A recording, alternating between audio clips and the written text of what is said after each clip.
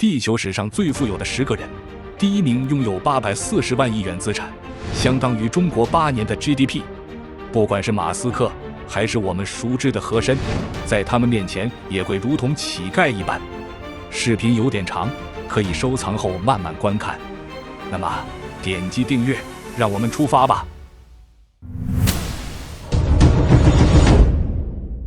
第10名，征服者威廉。威廉一世也被称为征服者威廉，是诺曼底公爵和后来的英格兰国王。他的一生充满了权力斗争、军事征服和政治策略。威廉约1028年出生在法国的诺曼底，母亲是一名鞋匠，也是诺曼底公爵罗贝尔一世的情妇。由于是私生子，威廉在早年经历了不少阻碍和压力。威廉在7岁时父亲去世，因为罗贝尔去世时年仅25岁，并未来得及正式婚姻。他全部的子女除了威廉，就只有另一个比威廉小的妹妹，依然是私生子，所以罗贝尔只能将威廉作为继承人。然而由于年幼，再加上是私生子，他的统治权威受到质疑，面临内部和外部的挑战，包括其他贵族和自己亲属的叛乱和刺杀。例如他的堂兄弟加伊尔在1051年曾策划实施了暗杀计划，但威廉铁血的手段逐步巩固了他的权力，并在成年后与佛兰德伯爵的女儿玛蒂尔达联姻，进一步巩固了权力。在之后，英国国王爱德华去世，威廉更是声称爱德华曾许诺他继承王位资格。用脚趾头想都知道，人家英格兰王位和你法兰西人有什么关系？但当哈罗德2世加冕为英格兰国王时，威廉就以此为由决定进攻英格兰，最终在1066年的黑斯廷斯战役中打败了哈罗德2世，并加冕为英格兰国王。此后在威廉的领导下，英格兰和诺曼底联合成为一个强大的王国体系。在1086年时，他发明了一种名叫末日审判书的东西，你可以把它理解为土地资产登记册，其目的是为了更有效地根据土地价值分类征收税款。书中记录了具体的庄园面积、人口数量、牲畜种类和数量、土地所有者的信息，甚至连一些生产工具都登记在册。该书也成为了他征收重税的合法依据。至于他的财富总额，据不完全统计，威廉的统治面积约为18万平方公里，其中古代值钱的大多为农田，假设为50%，现代每公顷农田约为1万美元，所以土地价值约为3000亿美元。再加上每年的税收、金银珠宝和各种城堡价值突破4000亿是能行的。但由于这些财富并不全是他私人的，还得分封各贵族和打赏军队，所以实际财富可能在2000亿美元之间。虽然他充满了传奇的一生，但在去世后却十分不幸，侍从们将他身上的财物甚至是衣物都扒了个干净，并且自己的墓地也3番4次的被洗劫，最终仅存一根腿骨留下。这真的不禁让人感到悲哀。第9名，安德鲁·卡内基。提起卡内基，可能很多人第一时间想到的是《人性的弱点》这本书的作者戴尔·卡耐基，但今天要提到的这位是近代史上第2富的人，财富仅次于洛克菲勒，拥有美国钢铁大王之称的安德鲁·卡内基。他在1919年去世时积累了高达4.75亿美元，大约相当于现在的3800亿美元的财富。他也是典型的美国梦代表，达到了让美国从一个农业大国完成工业强国的转变。然而他的家庭并不富有。1835年，他出生于苏格兰的邓弗姆林，父亲是一名手工织布工，母亲则经营着一家小店。1848年，卡内基一家因经济困境而移民到美国宾夕法尼亚州匹兹堡，在年仅13岁时得到了第一份纺织工的工作。那时资本的压榨深深地给小卡内基上了一课，他每周工资仅1.2美元，但每天却要上12个小时班。因为聪明能干，他被安排到了工厂地下室做锅炉工，工资也涨到了每周2美元。不久之后，因为漂亮的书法，被转移到办公室工作。但安德鲁并不满足现状，在他17岁时，一次偶然的机会，他进入了电报行业工作。这在当时是妥妥的高薪工作，每月收入35美元，同时也因此成为了宾夕法尼亚铁路公司分公司经理托马斯·斯科特的私人电报员。托马斯视他为己出，对他照顾有加。随后，托马斯晋升为总公司总裁，而安德鲁也在铁路公司随之迅速晋升。这在当时可是一家大公司，安德鲁在其中学习到了许多经营的知识和经验，为他以后创业之路奠定了基础。你能想象“不要赚钱，让钱为你工作”这句话能出自一个19世纪中期18岁小孩口中？他几乎将所有赚来的钱用在了购买股票上，并且卡内基的父母还将房子抵押，并从同事那里借钱。他东拼西凑拿到了5万美元，并分别购买了铁路、桥梁、石油等公司的股份。仅仅1年半，这笔钱就变成了63万美元。当他拥有一定的财富后，在他的恩师托马斯的指导下，1865年，卡内基成立了自己的桥梁公司，然后在1873年成立了他第一家大型钢铁厂。由于卡内基的聪明才智，他引进了英国全新技术，改良了提炼钢铁的速度和效率，使得成本降低的同时，钢材质量显著提升，使得他在激烈的竞争中脱颖而出。同时，他也快速整合市场，通过控制从矿山开采、运输、炼钢和销售的整个生产链，极大地降低了生产成本。他还购入了一大批铁路和船运公司，确保了他公司的产品能够迅速而有效地运输到市场上。然而好景不长，此时石油大亨洛克菲勒也迅速崛起。他的恩师托马斯掌管着铁路公司，但此时的公司面临经济萧条，迫切地需要洛克菲勒的石油订单。也正因如此，运输价格被压榨得非常低，时间一长根本无法生存。托马斯想重新谈判价格，但洛克菲勒拒绝了，并且完全停止使用火车运输石油。由于他是铁路公司最大的客户，这使得托马斯的公司面临破产。托马斯在苦苦挣扎下寻找了曾经的门徒卡内基帮忙，但出乎意料的是被卡内基拒绝了，其借口是他所有的钱都投在了钢铁上了。托马斯心灰意冷，他的公司也破产了。不久之后便郁郁而终，享年43岁。1881年，卡内基站在托马斯的墓前，这个人曾一度对他而言比世界上任何人都重要。如今因为他当初不肯帮助而离世了，但他却认为真正的元凶是洛克菲勒。或许这只是他逃避自己责任的方式。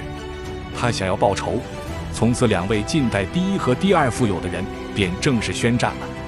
他告诉自己一定要比洛克菲勒更加富有。但随着时间的流逝，尽管安德鲁每年利润超过150万美元，但人比他心中的敌人少得多。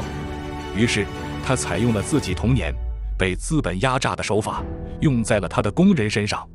不过狡猾的他并不想自己当这个恶人，他聘请了一位名叫亨利·克莱·弗里克的人代为管理。卡内基是典型的两面派，他在公众发言时会宣扬工人的权益，但私下却让弗里克不停打压工会。这似乎很像我们熟悉的某些人啊。通过雷霆的手段，公司在削减工人工资并增加劳动时间下，利润再创新高。同时他也通过制造同行的谣言并打压价格，进一步蚕食钢铁行业。在一通操作下，弗里克这个挡箭牌让公司利润几乎翻了1倍。就在这样公司裁员滚滚下，工人的死亡率增加到了9%，并且再次增加了工作时间，且压低了工资。工人们不愿再忍耐，于是主动联系了卡内基，可每次联系得到的结果都是他在苏格兰度假。在卡内基的指示下，要求弗里克让工会解散，要不就将工人全部开除，并雇佣没有工会的非法移民替代。工人们并未妥协，他们因此罢工，并将钢铁厂围了起来，阻止替代的新工人进入。弗里克也没有退缩，他雇佣了一支雇佣军，护送移民进入工厂。1892年，300名雇佣军汹涌而来，携带热武器，同时现场的工人也超过了1万人。至今也不知道是谁开的第一枪，但霍姆斯特德钢铁厂周围将充满子弹和哭喊声。经过12小时的战斗，估计有9名工人和7名雇佣军死亡，受伤者更是无数。事件引起了宾夕法尼亚州长注意，并派遣了8000名士兵前来。不过，他们是来帮助卡内基夺回工厂的，而工人们不得不撤退，并且后续想要继续留下的工人不得不面对工资下降，并且完全放弃工会权利。这场战斗显然是卡内基赢了，但他精心培养的名声也臭了。当时有评论写道，弗里克至少算是勇敢的人，而卡内基却是十足的懦夫，只知道躲起来。尽管争议不断，他的钢铁厂依然蓬勃发展，直到20世纪初，他生产的钢铁比整个英国加起来还多。然而，随着他年纪接近70，家人希望他卖掉公司，过好晚年。于是，在1901年，他以4.8亿美金的价格出售给了 J.P. 摩根，相当于现在的3800亿美元。就算是现在，也是美国史上最大的一笔商业交易。这一度让卡内基短时间超过了洛克菲勒，成为了世界上最富有的人。可能是因为创业时过分压榨工人，使他的良心不安。在退休后，卡内基从事着各种慈善事业，不过他不喜欢直接把钱给穷人，而是捐赠给博物馆或学校。他的晚年几乎把财产的90%都捐赠出去，统计超过3.5亿美元。他经常重复一句话：死的富裕的人是可耻的。对于这样一位宁可散尽家财也不愿提高员工待遇的老板，你们怎么看呢？这是否让你想起了国内的某个人呢？第8名，约翰·洛克菲勒。曾经有一段时间，一听到约翰 ·D. 洛克菲勒的名字，人们都会不寒而栗。他不仅是世界上第一个非王室的亿万富翁，还是历史上最富有的人之一。他的帝国标准石油公司成为了世界上最强大的垄断企业，一度占据美国石油90%的份额。洛克菲勒的一生据估算，共赚取了超过1.5万亿美元。1937年去世时，他的净资产为14亿美元，相当于如今的4180亿美元。然而，洛克菲勒并没有显赫的出生，他出生于贫农家庭，而且父亲还是当地出名的骗子，经常冒充郎中，向其他小镇的病人出售无用的草药和药水。当约翰16岁准备上大学时，由于家里还有5个兄弟姐妹需要照顾，而父亲却忙于照顾他的小情人，所以约翰只能立刻开始他的工作之旅。由于年龄限制，再加上没有大学学历，只有一家小公司愿意收留他。经过2年的工作，他成为了公司首席会计，但公司也面临着破产。就在这时，18岁的他做出了改变人生的最大抉择，就是创立自己的公司。这是他与莫里斯·克拉克成立的第一个公司，主要做农产品的经销商。直到1862年，就是他23岁时，公司总计盈利了1.7万美元，相当于如今的50多万美元。然而，接下来的一个决定才奠定了他石油帝国的开始。在当时的年代，电力尚未普及，人们通过油灯来照明，但这种油来自鲸鱼的脂肪，不仅难以捕捉，且成本高昂。在1859年，宾夕法尼亚有人发现，可以通过钻井钻探地下的原油，这样成本更低，且能替代动物油，从此形成了石油致富潮。原油在当时更是被称为黑金。这时，约翰结识了他命中的贵人塞缪尔·安德鲁斯，一个想筹集资金建立炼油厂的人。他发现，如果将硫酸应用于原油，就可以对其进行净化，并将其转化为煤油，燃烧时间更长，亮度更高。这个秘密当时几乎没人知道，而约翰也正是看中了这一点，于是借给了安德鲁斯4000美元建立炼油厂。不过，约翰也只当成副业而已，主业依然在农产品业务。但随着煤油的热销带来的利润，让约翰坐不住了。他们放弃了之前的业务，全力投入石油业。但石油的供应是不可预测的，过剩时每桶仅10美分，不足时又涨到14美元，并且当时只在宾夕法尼亚小片区域有发现。很多人害怕未来可能无油可采，这种担惊受怕让莫里斯难以承受，在1865年将自己股份以7.25万美元卖给了约翰。他也会因为这个决定后悔终生。在此之后，约翰把重心转移到了炼油而非采油上，并且将公司改名为标准石油公司。随后新油田不断的被发现，也为约翰石油霸主之路奠定了基础。随着油田的增多和竞争对手的加入，石油价格也降到了每桶2.4美元，这导致 90% 的炼油厂都在亏损。虽然约翰通过各种方法降低成本，使他能够盈利，但他担心石油行业的系统性崩溃会使他受到殃及，所以约翰决定统治整个石油行业。他通过贿赂或提供回扣给到当时的铁路公司和政府机构，以降低石油的运输成本，并得到他们提供的对手公司的信息。几乎其他所有石油公司信息在他面前都是透明的，他可以把价格压低到正好他们无法接受的程度，迫使他们一点点的倒闭，最终被标准石油公司低价收购。甚至在1873年9月18日出现了罕见的黑色星期四，当时的石油价格仅为每桶48美分，比等量的水还廉价。而约翰却是全国唯一能持续盈利的炼油厂。也正是因为残酷无情的商业打击，使得他获得了全美 90% 的石油份额。随后约翰专注于消灭所有的中间商，让自己的利润更大化。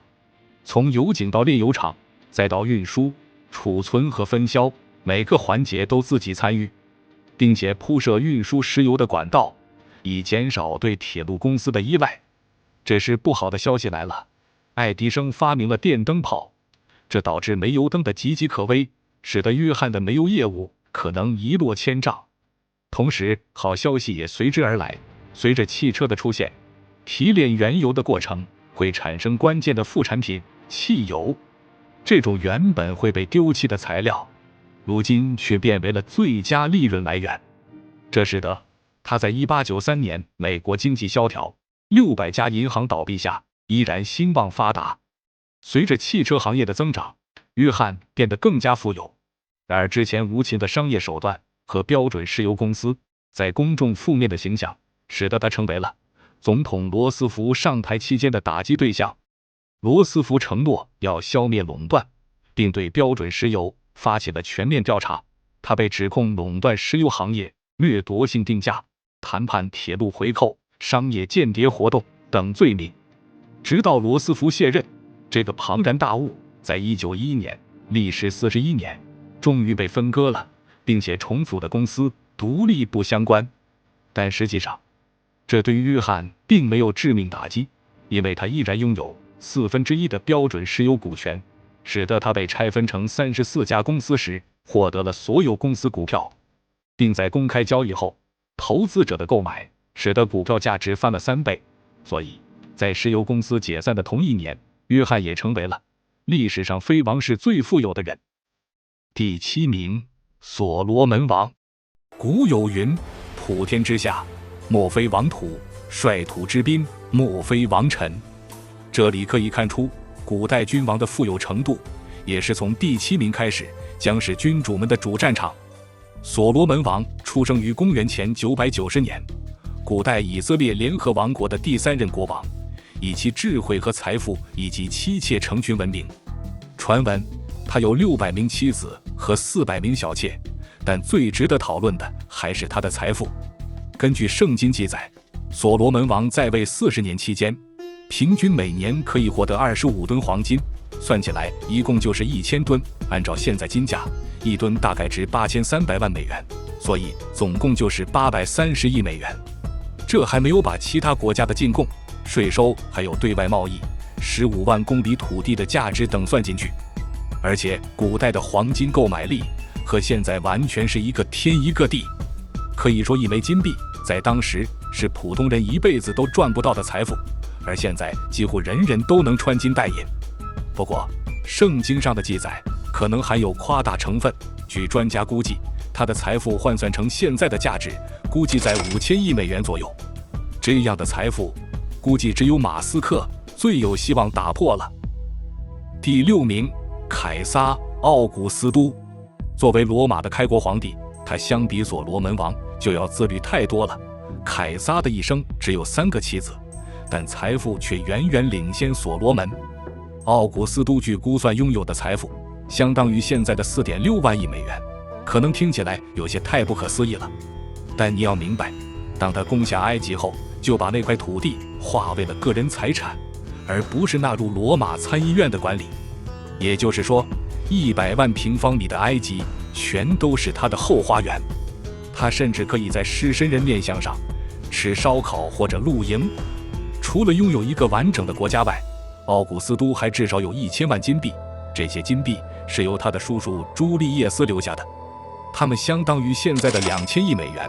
不过奥古斯都将这笔钱大部分都花在了基础建设上，比如道路、桥梁、神庙、竞技场等，改善了罗马市民的生活条件。此外，每年还有数百万花在公众娱乐上，比如战车比赛、决斗士搏斗和其他体育活动。当然，最重要的还是他个人拥有的25万士兵。虽然说是资产不太合适，但也是因为有了他们，奥古斯都才能安稳地拥有着一切。第5名，曼萨·穆萨。这是一位毫无人性的君主，他的财富水平争议也是很大的。有专家估计，折合现代价值约有5000亿美元左右，但实际上他只拥有30吨的黄金，现代估值也就25亿美元。但穆萨又控制着当时全球50%的黄金产量。如果按目前全球储备黄金总价值15.3万亿来算，他相当于拥有超7万亿的财富，这是相当可怕的体量。同时，曼萨统治下的马里帝国总计面积在130万平方公里，国内经济水平更是达到了巅峰。据说街上没有一个乞丐，人人都有食物吃。在他伊因312年登基期间，把握着全球主要的贸易路线，得到的贸易税收数不胜数，并且自己也从事象牙、香料、陶瓷等交易。他不仅财大气粗，还丝毫不吝啬，在伊因324年的麦加朝圣之旅携带了上万的队伍，途经的所有地方他都会撒下大把的黄金，有幸得到的穷人可以体验瞬间暴富的感觉。但也就一瞬间而已，因为这一行为导致了开罗、麦加、麦地那出现大幅度通货膨胀，直接击垮了当地的经济，这堪称毁掉一个国家最经典的方式了。同时，他在自己的帝国也投入了大量财富，修建了清真寺、宫殿和大学，使廷巴克图成为伊斯兰学习中心。不过，这样的繁荣并未持续太久。之后，因为矿产的枯竭，再加上贸易网络从陆地转向海面，马里帝国便失去了往日的光辉。第4名，阿克巴一世。他是古印度莫卧儿帝国的第3代君王，更是印度3大帝王之一。作为铁木真的后裔，他可以说戎马一生。阿克巴统一了整个印度，并把版图扩大到450万平方公里，从阿富汗到孟加拉湾，从喜马拉雅山到哥达维利河，建立了一个幅员辽阔的帝国。当时的印度空前繁荣，整个国家 GDP 占世界的 25%， 人口也突破了1亿。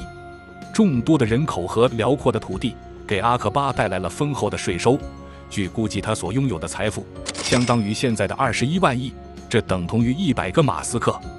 拥有这么庞大的财富，当然不能放着发霉。阿克巴修建了很多奢华的建筑，如占地60万平方米的贾马大清真寺、38万平方米的阿格拉堡、20万平方米的拉合尔堡，以及最夸张的德里洪堡，其占地面积达到了惊人的103万平方米，相当于故宫的1.5倍。同时，阿克巴的大手笔不止于建筑，他在宫廷奢华上也毫不吝啬，宫殿内大量使用黄金和宝石作为装饰。他也是艺术的热心支持者，大力赞助绘画、书籍、音乐等艺术形式的创作。据记载，其用于艺术的支出达到数千万。阿克巴的包容度也超出了历代印度君主，他不仅废除宗教税，且包容当时所有的宗教，充分给予人们信仰宗教的自由。他本人甚至还为印度教著作进行过翻译，积极参与印度教的各种节庆。第3名，宋神宗。他是一位励精图治的君主，从小就饱读诗书。作为北宋第6位皇帝，赵顼庙号神宗，究竟什么样的人能堪称神这个号呢？赵顼20岁登基，雄心壮志一身，力图收回燕云16州，并打败西夏，再创汉唐辉煌。可留给赵顼的只有那空空如也的国库，甚至在登基时都拿不出打赏天下的赏金，堪称窘迫至极。再加上权力分散，各方贵族蚕食了大部分国家收入，兵力虽达50万，但战力却不强，既没法通过战争获得战利品，工资还得照发。于是在这样的背景下，赵顼决定打破常规，故王安石为参知政事，开启了轰轰烈烈的变法。随着变法的推行，当时的国库和经济也得到了改善。由于赵顼更加重商轻农，所以他不断地招商引资。当时很多外国商人在开封做生意，使得宋朝商业非常繁荣。再加上当时的北宋人口增长，人人都想到经济繁荣的地方买个房子。那时开封作为首都，人口密度达到了每平方公里12000人，而现在的北京也才每平方公里13000人。关键那时可没有高楼大厦，你可以想象当时的房屋密度多恐怖。房子虽多，但却贵得离谱，每套房都得1万贯左右，相当于人民币5000万。这使得当时大部分官员只能租房，这就有点像80年代的日本，卖掉东京就能买下整个美国一样。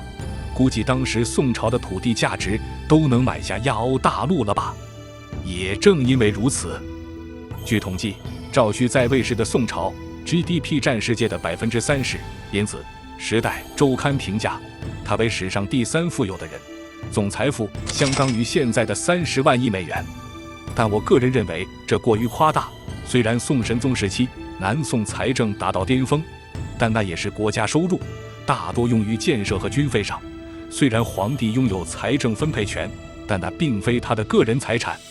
再从土地上说，当时的宋朝土地私有化程度很高，更不是个人财产了。所以他具体有多少财富，目前是无法确定的，但他的确距离千古一帝仅一步之遥。但差之毫厘，谬以千里。随着变法触及保守派利益，并且王安石性格刚愎自用，不懂人情世故，几乎得罪全朝野的人。面对各方压力，赵顼为了保住自己地位，只好被迫贬去他的职位。这里也可以看出，赵顼的权力并非想象中那么大，所以他能调用的国库收入也肯定有限，财富并非传闻中这么多。随着王安石的变法失败，赵顼决定亲自主持变法，并将国号改为元丰。随着采取各种虚职，开源节流，重视军队的培养，至此军队战斗力逐渐强大，混乱的官僚机制得到改善。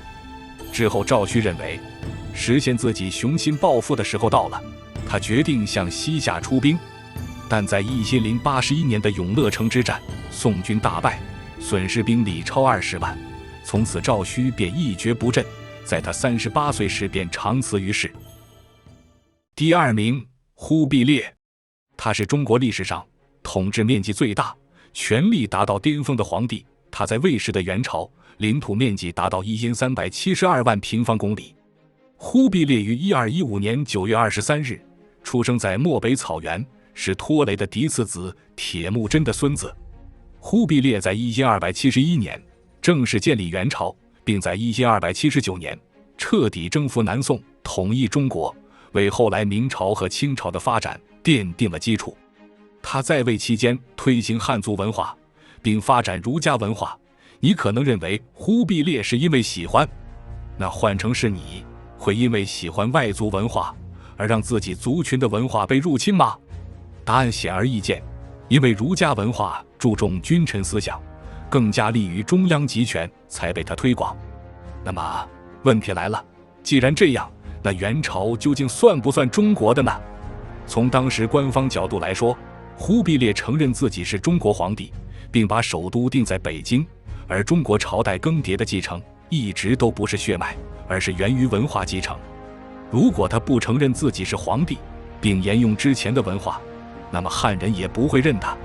也因此，其他黄金家族并不承认元朝宗主国的地位。但换个角度来说，当时的朝廷高层和贵族使用的都是蒙古语，包括官文奏折也是同样。虽然他表面上推行汉文化，实际却实行四等人制，分别为蒙古人、色目人、汉人、河南人。其中，只要非汉族和蒙古族人都可称为色目人。也就是说，汉族人在其中地位最低，在任职、科举、刑律方面都会区别对待。并且元朝的全称实际上是 Danyat Mongolus， 翻译过来就是广阔大蒙古国的意思。其中 Dan 就是大元的谐音，在蒙古语中就是广阔的意思，只是为了更好地迎合历朝名称，增加汉人归属感，简称为元朝。所以综上所述，从官方角度来讲，大元的确是中国历史，但从忽必烈自己角度来说，他的确是把宋朝当成被征服国家的一部分而已。对于古代的征服者来说，最大的财富莫过于土地了。拥有1372平方公里版图的他，财富是无法估计的。忽必烈鼓励贸易，拓展陆地和海上丝绸之路，对外商提供税收优待。马可·波罗就是在这个时期进入了中国，促进了中西方的文化贸易交流。同时，元朝也开启了纸币交易的先河，极大地促进了交易的便利性。但成也纸币，败也纸币。因为皇室贵族们奢华无度的消费，国库大量亏空，不得不增发巨量纸币，以维持庞大开销，使得通货膨胀愈发严重，百姓的收入根本无力支撑购买生活用品。在忽必烈去世后，政局开始动荡，再加上长期对外战争，内部的不稳定，使得这个曾经中国最大的帝国，在1368年被红巾军朱元璋所覆灭。第一名，成吉思汗。说起世界上最富有的人，那一定当成吉思汗莫属。据统计，他在魏时的大蒙古帝国拥有1800万平方公里的土地。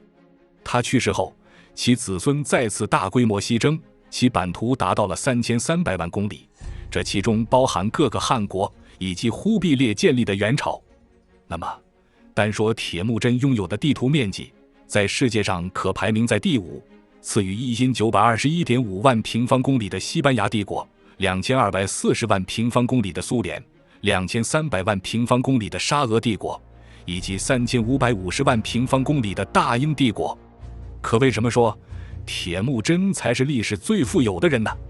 因为排在前面的国家版图最大的时候，基本都在热武器时代，并且他们经历的大多都是长时间的战争，所以花销相当惊人，掠夺和花销不成正比。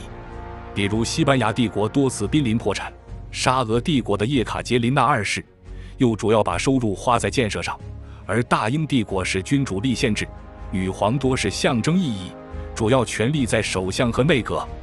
而铁木真所领导的铁骑战斗时间短，并且加上游牧民族可居住在帐篷里，节省了不少建设和战斗补给花费。